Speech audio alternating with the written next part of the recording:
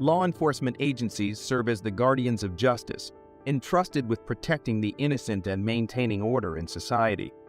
Despite the good intentions of protecting the law, a shadowy underbelly appears, a hidden world populated by people who violate their pledge and dishonor the badge they wear. These dirty cops seriously jeopardize the foundation of a just and equitable society. What do you think should be the punishment for dirty cops? Watch the video to find out the shameful crimes these officers committed. The first incident is where Atlanta police fired one of their own and then released the officer's body camera footage, allegedly showing her mishandling $500 in cash from a homicide victim's wallet, officials said. Officer Keisha Richburg's body cam footage, released by the Atlanta Police Department, shows the alleged incident unfolding at the scene of a shooting on Marietta Road near the Inman Rail Yard. And Nur Green, 43, was arrested and booked for murder after he allegedly shot Harris in the head because of an argument, police said. Officer Keisha Richburg was at the scene of a shooting in northwest Atlanta when an EMT handed her the wallet of shooting victim Jamel Harris, 29, who later died at the hospital, authorities said. Body cam video showed the EMT, Kevin Getter, tucking cash into the wallet's fold and not into the main compartment where cash is usually placed, according to footage posted by the Atlanta Police Department on its YouTube channel. When she handles the wallet in her squad car, the cash cannot be seen in the slot where Gator allegedly had placed the money, the video shows. When Officer Richburg transfers the victim's wallet from her right hand to her left hand, it is readily apparent the money is no longer tucked inside the wallet. A police report on the incident reads, Getter confirmed to internal affairs investigators that he gave Richburg the wallet with cash inside. I'm about 90 sure it was money, because it was kind of like like money would be folded in half. And I can't imagine it being anything else, he said.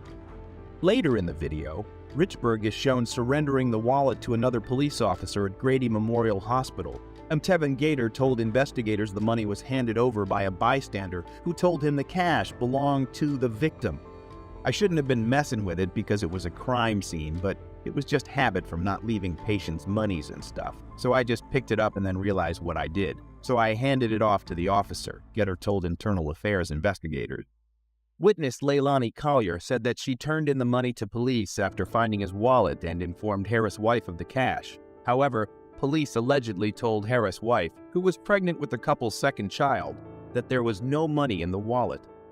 An Atlanta Police Department spokesperson said that Richburg did not properly account for the money according to the department's policies and procedures, and Atlanta Police Chief Erica Shields fired Richburg.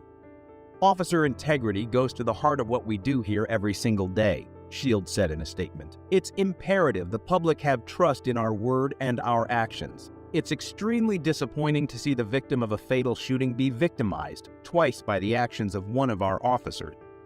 But the Atlanta's police union disputes the department's claim and said Richburg is now in the appeals process that she hopes will reverse her termination. She didn't know money was in there, Vincent Champion, regional director for the International Brotherhood of Police Officers, told NBC News.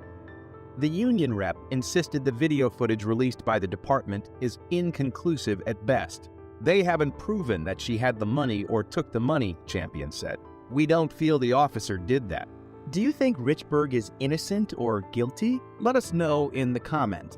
The next incident is proof that social media is becoming a menace. TikTok user and police officer Brianna Strauss left netizens disappointed in the police force after speaking about her privileges. In a video, Strauss was seen reminding viewers that she can speed without getting in trouble. She also said that officers can find a reason to pull drivers over if they stay in front of them long enough. The video has led to a lengthy debate about police officers' entitlement, with people taking to Twitter to call her out. Brianna Strauss works with the Federal Way Police Department in Washington State. In the now viral video, she told viewers that the police are above and beyond the law and do not have the same rules as the citizen. This has led netizens to believe that Strauss was abusing her power after she became an authoritarian figure. If we're driving on the freeway in our police car, get the fuck out of our way.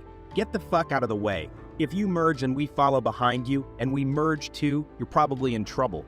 Best way to find that out is to get the fuck out of the way. I can go 90 miles an hour. You can't. You Can't do that. So get the fuck out of the way.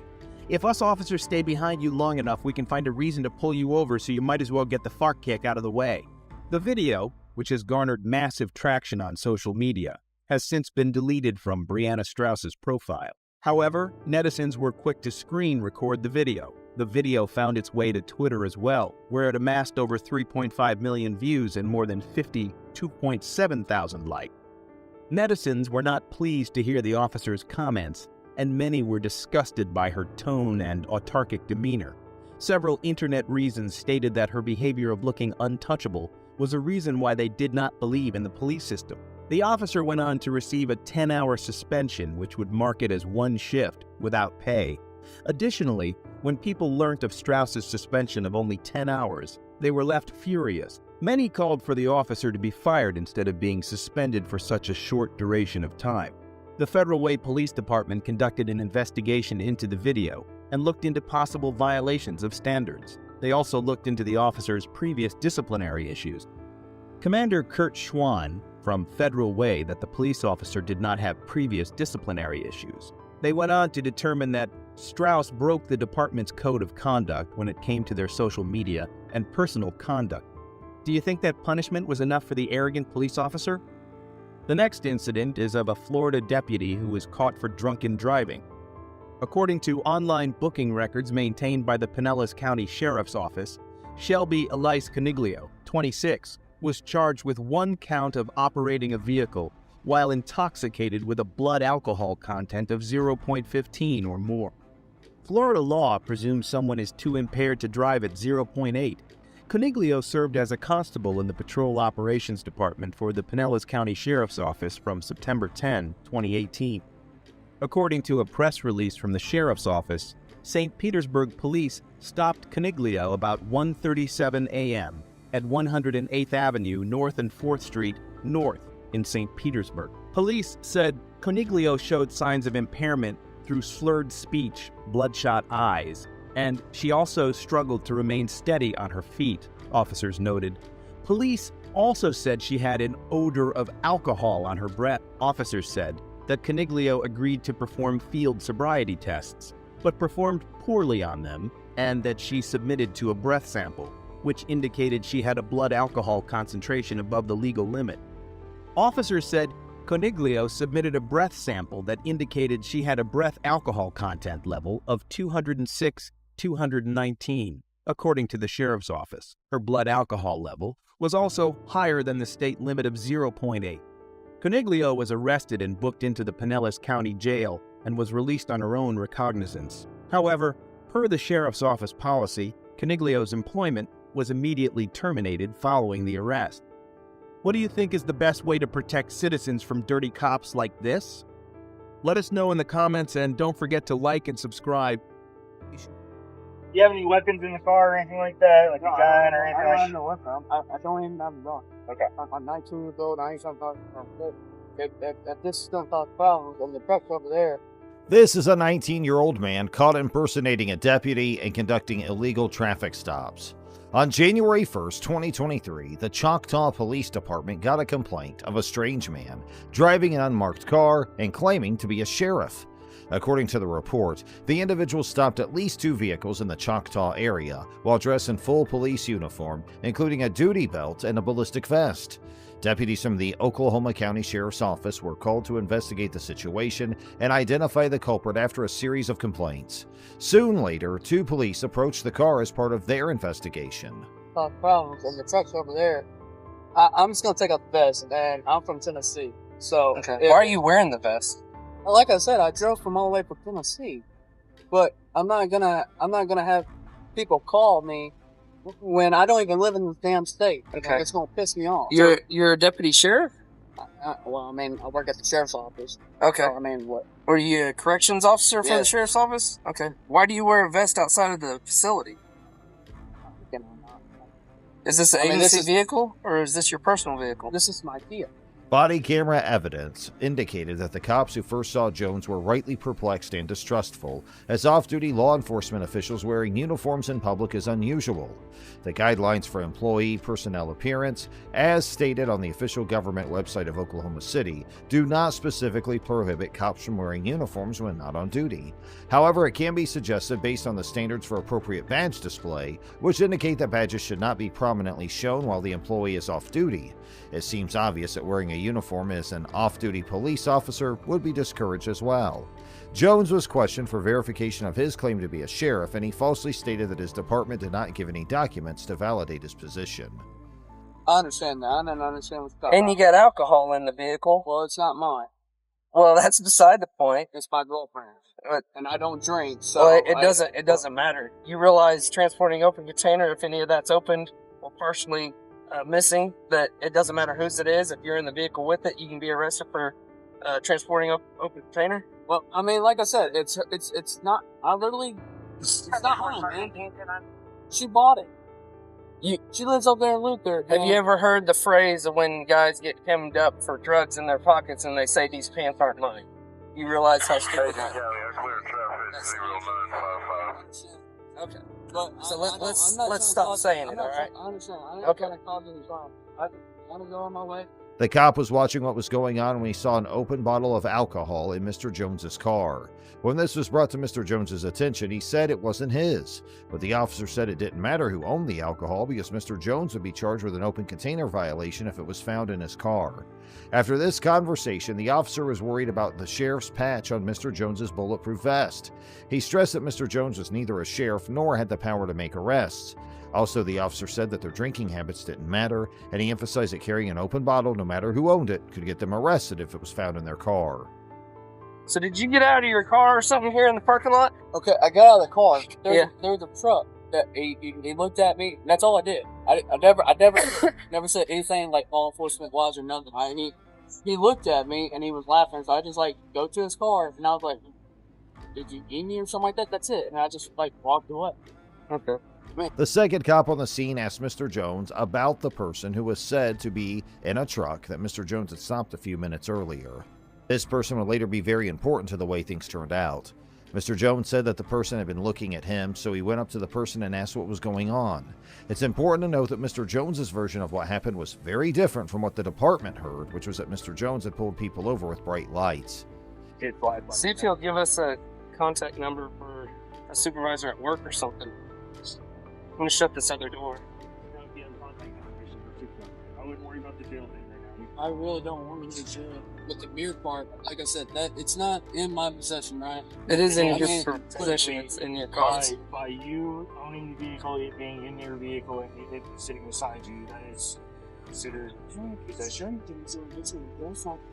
I understand that. And I've got I'm gonna try. I mean, we're trying to work with you. I know. Mr. Jones gave the cop permission to search his car and said that he didn't have any problems with it. As a protection for the safety of the cops involved, the officer asked Mr. Jones to get out of his car and take off his ballistic vest. After this request, Mr. Jones was put in the back of a police car while the two officers who were already there looked into what was going on. All right, tell me exactly what you just said. Because he was dressed like a cop. Yeah. He had a sheriff thing, but it had sheriff written on the side right. Right. And I live on 62 off of Adam Road. He was sitting in a driveway 251. right beside 62 Highway. And I pulled up and I was staring at him because he was in there kind of cockeyed. As the officers continued their investigation, the subject who had initially made the 911 call pulled over in close proximity to them. They engaged in a conversation with the officers, and the entire interaction was recorded on their body cameras. It is worth highlighting that the sequence of events recounted by Mr. Jones differed significantly from the story provided by the subject. Yeah, I already know I'm going to jail. All right. Turn around and face the other way. Put your hand behind your back. You're under arrest for impersonating law enforcement, all right? And then you also have a charge for transporting an open container. Oh, my girlfriend could pick up my phone. Not at this time. You know how long I'm gonna be in jail because I'm from PC. Okay. Based on what the subject had said up to this point, it was clear that Mr. Jones had been pretending to be a police officer and had committed a major crime. The police now had a lot of proof that these claims were true. So the officers did what they needed to do and arrested Mr. Jones for the crime of pretending to be a law enforcement officer. They also told Mr. Jones that he would be charged for having an open container on him. Now, let's move on to the next story. Oh, Mike. Good, how y'all doing? Yeah, she was the driver. He was in the pickup truck. It's all the same. Not hurt or anything? No, I'm good. Okay. Need your license, registration, insurance? Gotcha. 155 Berkeley, 28 West Virginia. Ocean 9 V Victor 311. Ocean 9 V Victor 311. Split on a silver in color Lexus. Oh. That's silver or tan? Silver. Okay. I was going crazy for a minute. Yeah. I'm good if y'all. You're good. We're good, man. Yep. All right. Yeah, except for one. Hey, thanks too. How y'all relate to each other? We're just friends. Oh, okay. Yeah. I'm actually driving that truck right there. On January 6, 2023, Deputy William Henderson from the Berkeley County Sheriff's Office was sent to a traffic accident. A woman named Carrie Harmon was driving when she hit a low stone wall and used a concrete block to knock over 3 fence posts, a mailbox, and a bush. As seen on video from Deputy Henderson's body camera, the Berkeley Fire Department was the first to arrive at the scene. Even though Miss Harmon didn't seem hurt, she slurred her words and moved slowly. This wasn't a big deal at the time, but it continued throughout the meeting, as we'll see. This is the emergency seeking of. However, we did not locate her name attached to any of the CADs. Gotcha.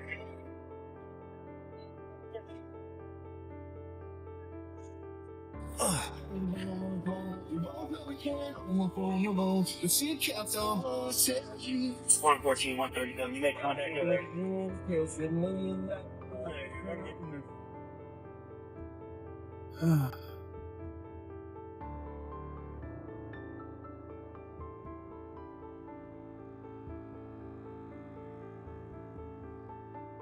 Still, Deputy Henderson asked Miss Harmon if she had a favorite tow truck company.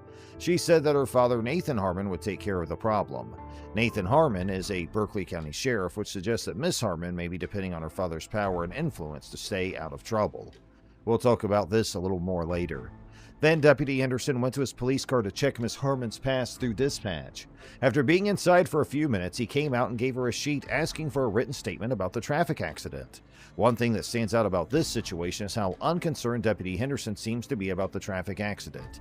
He did not directly ask about the details of what happened, nor did he look into the situation fully. Even though Miss Harmon showed signs that she might have been drunk, no one thought anything of it.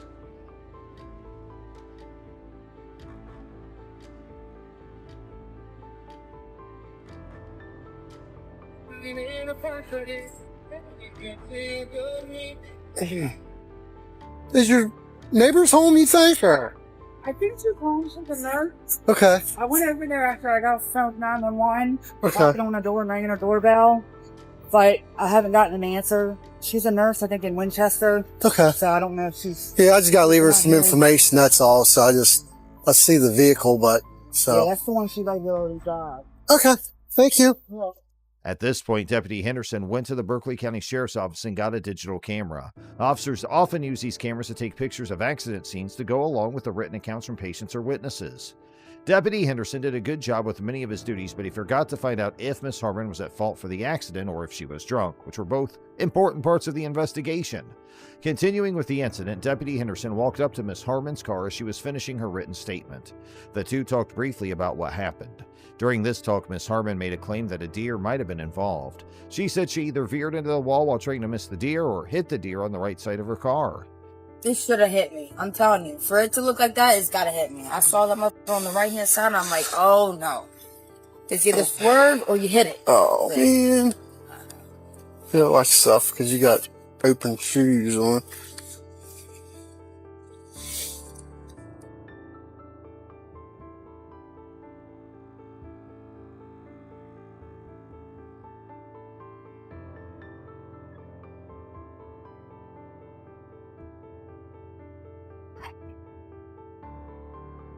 Oh, Can you sign that down the bottom for me? What's that? I just need you to sign it. Oh, I'm sorry. I think you just put a date on there. I got you. When Miss Harmon used her broken windshield to back up her story, Deputy Henderson quickly shined his flashlight on it, but he didn't see any signs that a deer had hit the car. This made people wonder how a deer could have gotten away from the accident without getting hurt or leaving any blood. Deputy Henderson seemed to have the same doubts when he stopped for a moment to look at the window, but he decided not to ask Miss Harmon any more questions about her questionable claim. Instead, he looked around the car and made some notes. At this point, Sheriff Harmon showed up, and things started to get strange and hard to believe. Sheriff Harmon tells Deputy Henderson that there is something he needs to look at inside Miss Harmon's car. Without saying anything, Deputy Henderson gives Sheriff Harmon his lantern and lets him come up to the car and get in. South Carolina law says that what Sheriff Harmon did could be considered messing with evidence, which is a very bad thing to do. To make matters worse, Sheriff Harmon asked Deputy Henderson if his daughter was inebriated, to which Deputy Henderson reacted with laughter, indicating that it did not appear so. Subsequently, Miss Harmon's vehicle was towed away and the scene was cleared. The investigation concluded that Miss Harmon had failed to exercise caution while negotiating a turn, and she received a warning for her careless driving.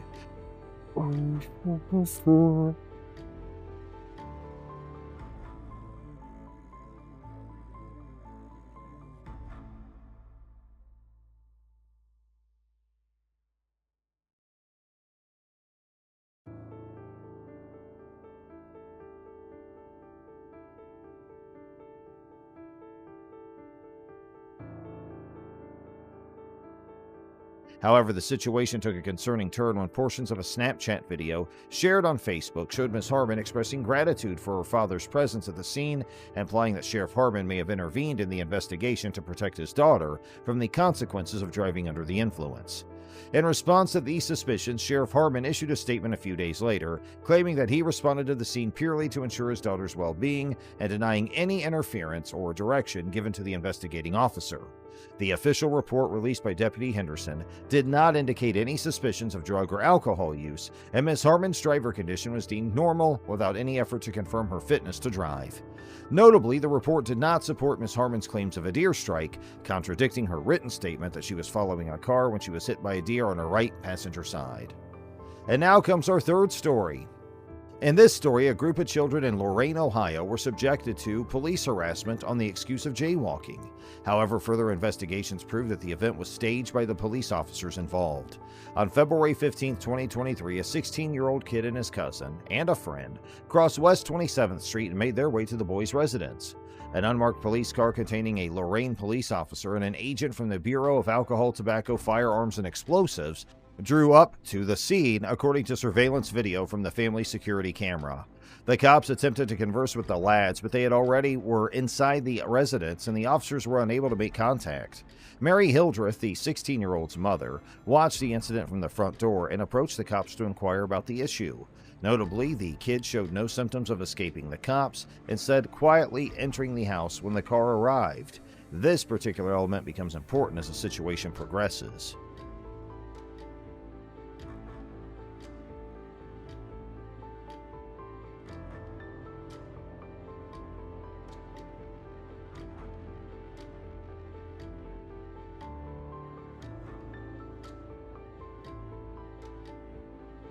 The cameras get a clear picture of the cops coming and of Miss Hildreth's first talk with one of them.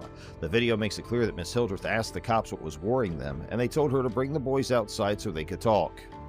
I'm still in the window as he's halfway through the yard coming in here. This car flies up out of nowhere. Don't say nothing. As I'm already down here, they're jumping out, getting ready to run around the house. I come to the door and say, what's going on? We want the boys to run out. I said, my son, what's the problem? He's a minor. We got to talk to him. I said, what is the problem? It's a traffic violation. I said, what do you mean? Can I have your name back? Then he's screaming and yelling. I said, you don't have to scream and yell at me. I'm an adult. That is my son. What did he do wrong? After conversing with the officers on the scene, the supervisor returned to Miss Hildreth, exposing the dishonesty of the officers. Initially, they had claimed to stop the boys for a minor jaywalking violation, but now the supervisor implied that their true motive was suspicion of firearms due to the boys playing with their waistbands. The surveillance footage ended, and the verbal exchange between the supervisor and Miss Hildreth continued.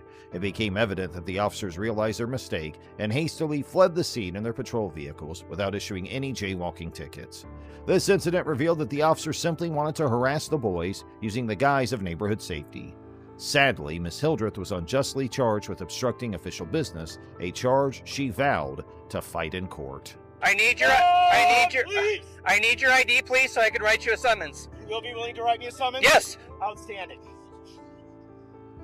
I need your ID also, please, sir. I don't think that's gonna happen. Okay, I'm gonna place you under arrest then. You're not placing me under arrest. Come here. You have no right to ask. Come here. All right. Taser.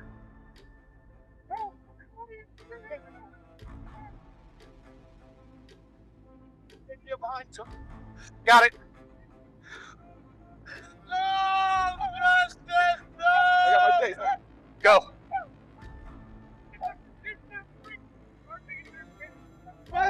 In the incident, a single police officer approached a protester who was presumably participating in a demonstration or gathering.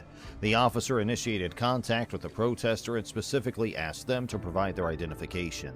The purpose behind this request was to issue a legal notice, commonly known as a summons. In the unfolding incident, a second police officer joined the scene where the initial officer was interacting with the protester. On public property, what the f*** is wrong with you? When he's in front of the business, yelling f*** everybody. You see this sign? It says stop. You want to know why? Because cops like you keep... He refused to give me his ID, which he's required to do. For what? The second officer decided to employ a taser, a non-lethal weapon that delivers an electric shock as a means of subduing or controlling the protester. However, before the second officer could use the taser on the protester ran away. The veteran officer engaged in a conversation with the officer who wanted to use the taser, informing them that the protester had not committed trespassing, challenging the actions of the rogue cop. It was alleged that the officers tampered with the footage from their body cameras, potentially erasing audio recordings. This practice of disabling or manipulating body cameras has been a long-standing issue with some police officers seeking to avoid accountability. The cop involved in the incident has a troubling history with 5 civilian complaints against him. One of the complaints accused him of using excessive force on a man experiencing a diabetic shock, while another involved excessive force on a veteran with PTSD who tragically died shortly after the violent arrest. Despite these complaints, the officer has received continued support from the police unions and fellow officers, raising questions about why his actions are defended and his tenure as a cop is supported. Now let's move to another video.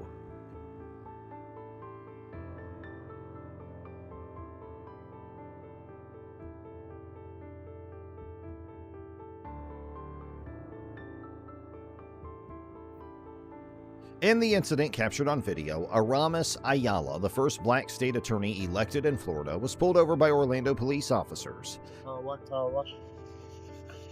What agency you with? I'm the state attorney. Okay. All right. Thank you. Your tag didn't come back. Never seen that before. I'm sorry? I'm like the state. Yeah. We're good now. So it was... We ran the tag. I've never seen it before. A Florida tag. It's never come back to anything before. So that's the reason for this. The officer stated that they initiated the stop because Ayala's license plate did not yield any information and because her car had a dark window tint. What was the tag run for? Oh, we run tags all the time, whether it's at traffic lights and that sort of stuff. That's how we figure out if, cars are stolen and that sort of thing. Also, the windows were really dark. I don't have a tint measurer, but... Upon being stopped, Ayala questioned the officers about the reason for pulling her over. The officers responded by explaining they regularly run license plate tags to check for stolen vehicles and other violations. They also mentioned that the dark window tint was another reason for the stop. What's your employee number? 957. Ready? There you are. The incident gained national attention and sparked outrage, with some individuals alleged racial profiling. Ayala, in a statement, emphasized that she had not violated any laws and her license plate was properly registered. She also pointed out that the window tint was not in violation of Florida law. Now, let's move to another video. So I'm in Beverly Hills right now, and I'm getting searched for shopping at the store I work for and just being black. So Leal Benberry, the VP of Versace Footwear, was shopping in Beverly Hills, California when he was stopped and searched by police officers. You're making it completely different. Yeah, I mean, guys. You're making it completely different. So you checked my ID. What's going on? Do I have anything on my record? No, you're good to go. Sure. I'm good to go. That's what I thought. I've just been GPS and trying to figure out where I'm going. Okay, do you have any ID on you by chance, man? Without reaching into your pockets, you don't have any weapons or anything, right? I don't. I'm like super nervous. I'm just gonna check to make sure you don't have any weapons if you don't mind, okay? Face that way real quick. Put your hands behind your back, palms together like you're praying. Awesome, thank you. Spread your feet. Cool, man. Don't want to mess up those shoes. Those are pretty nice. You said I can search you, right? You do whatever. Cool, man. This is embarrassing to be frank. Well, what we like to do, like when we stop someone, we just, to make sure you don't have any weapons or anything, we just like to... feels a little excessive. What's unfortunate is like I literally designed the shoes that are in this bag and I'm being like searched for. Really? Yeah, I do. That's why I'm not, that's why, like I said, man, you're not in handcuffs or anything. I'm just talking to you right now, okay? I do, and I'm just walking down the street and it's a little ridiculous. Ben Berry expresses frustration and questioned the necessity of the search, stating that being black was likely the reason for his treatment. Just want to run in real quick, partner, make sure everything checks out. I have to record this because I just don't feel comfortable with that. Well, just because right now you are being detained, just because we're talking to you, Okay. And we don't know, not saying that you would do this, but people have called and they have friends come and then it comes an officer safety I'm literally issue. just going to record right now. That's all I'm doing. You see it's recording and that's all I'm doing because I feel, you hear it in my voice, I'm uncomfortable, I'm nervous. You understand Well, yeah. the climate that we're in? No, I understand. Is there anything I can do to make you feel more comfortable? Not Like you're not in really, handcuffs or anything, Not right? really. Like your boys are pulling up, I'm uncomfortable. I'm not making any like fast Right. movements, but this is uncomfortable for me. Huh? Are we making any cap? No, but this is uncomfortable for me. I just want to get to my car, so I'm just going to hit record for you. Yeah, hey, whatever you want to do, sir. But Okay. like I said, you understand why we stopped you, correct? And you admitted to jaywalking? So I'm in Beverly Hills right now. So you can't jaywalk, correct? You Understood, understand? yeah. Can I have my stuff back, please? But you see how you just switched that complete narrative? Nah. You were talking to us I know saying, how yeah, you you guys can saw it. search Am me. I good to go? Yeah, you're good. All right, you guys have a good Next time, don't change the narrative like that, though. He mentioned a previous incident of being stopped for jaywalking, indicating that such experiences were not isolated for him. Ben Berry recorded the encounter, expressing his discomfort and emphasizing that he was simply walking down the street. Donatella Versace, the sister of Versace's founder, reposted the video on her Instagram, expressing her outrage at the incident and condemning the behavior of the officers as unacceptable. And now it's time to move to another and the last of today's videos. In the midst of a routine traffic stop, Lieutenant Trujillo issued a stern command to Mr. Espinosa, instructing him to vacate the scene. The officer went a step further, issuing a veiled threat of charging Mr. Espinosa should he choose not to comply. Curiously, the specific crime with which Mr. Espinosa would be charged remained unspecified. Within the confines of the law, individuals generally possess the right to observe a traffic stop as long as they adhere to parking regulations.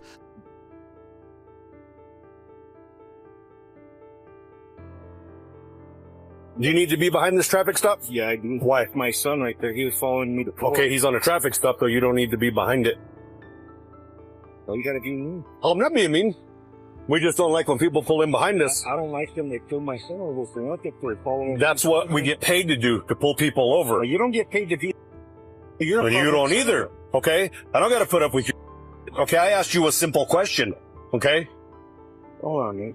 In fact, you need to leave now or you're gonna get charged. It's that easy. Well, I'm recording.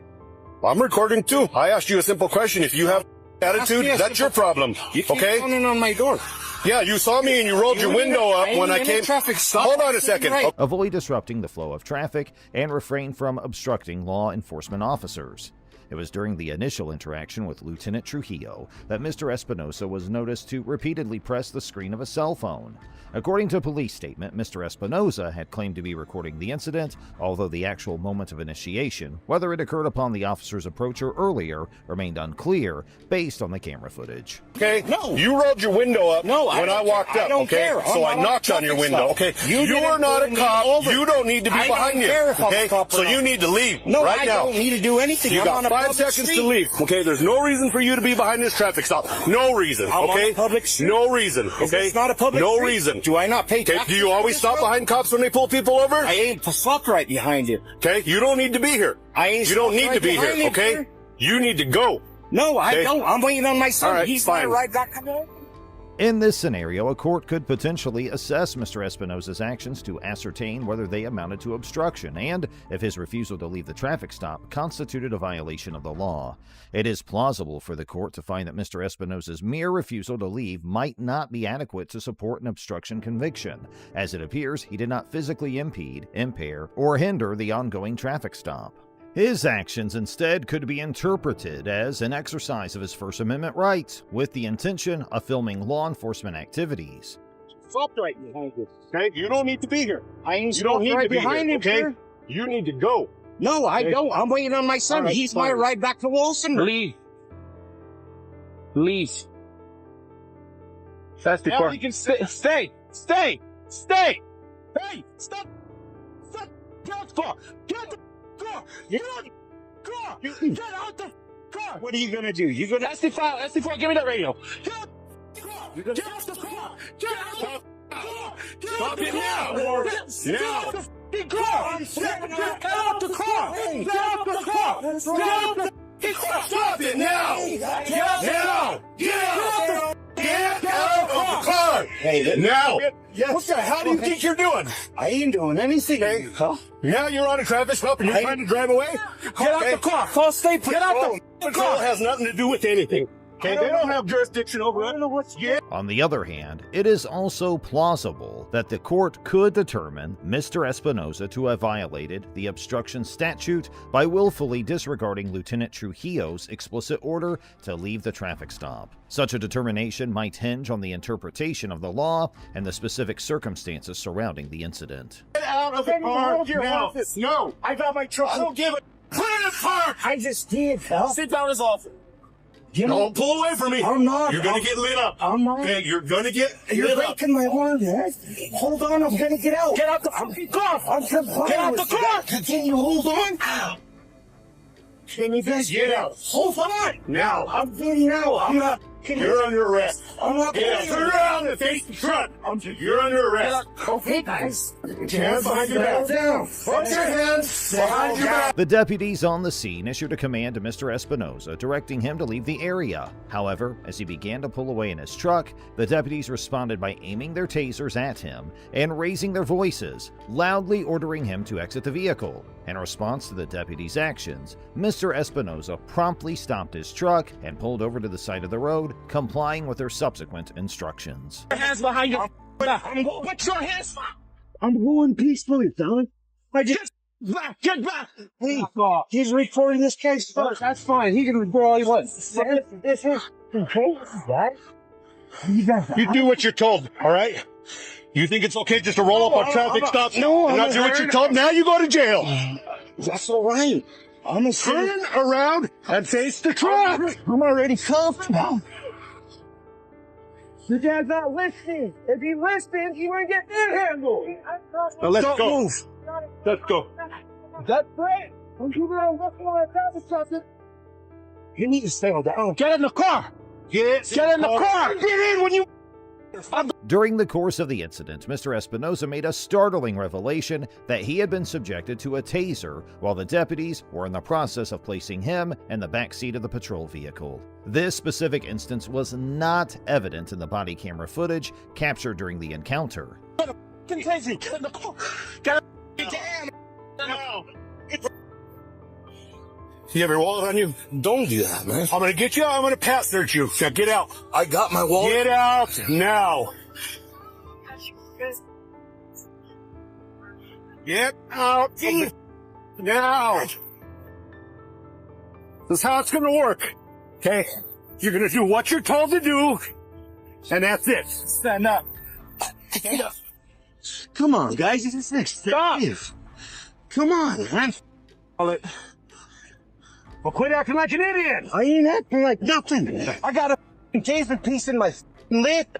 You guys got me right in the face. Mr. Espinosa reveals that he was tased while the deputies were putting him in the backseat of the patrol vehicle. And although it is not apparent in the body camera footage, Mr. Espinosa alleged in his lawsuit that he was also tased. Additionally, Mr. Espinosa included in his lawsuit an allegation that he was tased yet again while attempting to put his own vehicle in park, following the officer's directive to halt his movements. I got out the car, stop the car.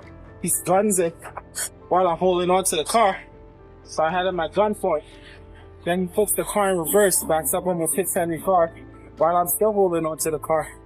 And tried getting him out of the car. He had the car in drive and he accelerated, but it didn't go nowhere. We tried to get him out, and he was refusing, and then when we tried to put him in, he was refusing. So I tased him, and then I tried to get him out to pat search him and get his wallet because he wouldn't tell me anything. And then that's when you rolled up. Okay. I'm gonna get him over to the jail. In this situation, it is alleged that Lieutenant Trujillo and Deputy Knoll blatantly misused the authority vested in them and exploited the tasers provided for their protection to deliberately cause harm to an individual. The claim suggests that instead of employing the tasers as tools to ensure safety and maintain control during the encounter, they used them to inflict pain on Mr. Espinosa.